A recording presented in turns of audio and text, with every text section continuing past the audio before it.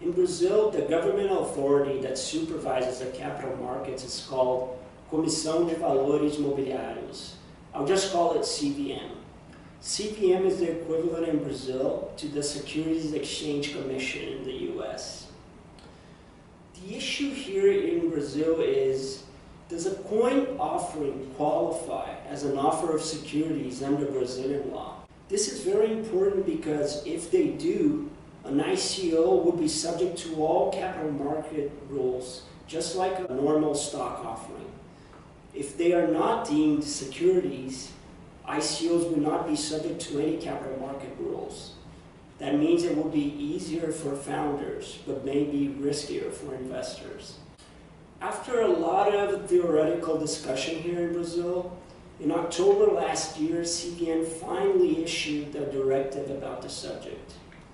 Note that this wasn't a full-blown law or regulation, but just a two-page directive to try to give the market some sort of guidance.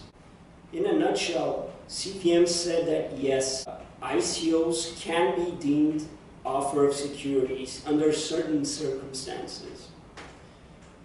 The catch is, CVM didn't say that all ICOs would be subject to the offering rules.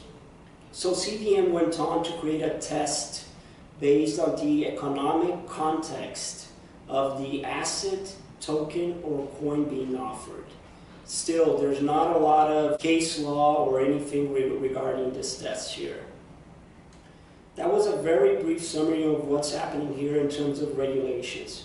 We only have this directive from CVM, not a law. Regarding current ICO activity here, there are 7 to 10 known ICOs happening right now. The funny thing is, none of these ICOs are filed with CVM. This means that investors are understanding that their ICOs are not subject to the offering rules. This could be happening because of two subjects.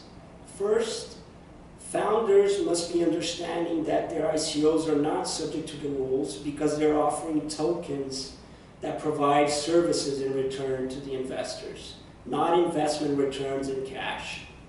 Second, these founders could be basing their ICOs abroad in countries with more flexible corporate laws like the British Virgin Islands.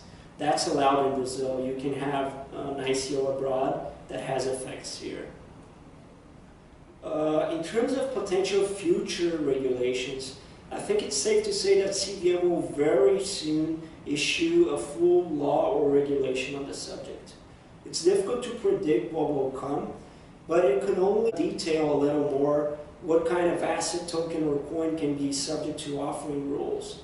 And maybe we will expand the exemption and waiver rules, meaning if there's an ICO with less than 100 investors or with a company with less than 50 million in revenue, it could grant an exemption or waiver for filing. This happened in the crowdfunding rules in Brazil. Knowing the Brazilian market and how our regulator operates, I'm sure there's a lot to come here in Brazil in terms of regulation.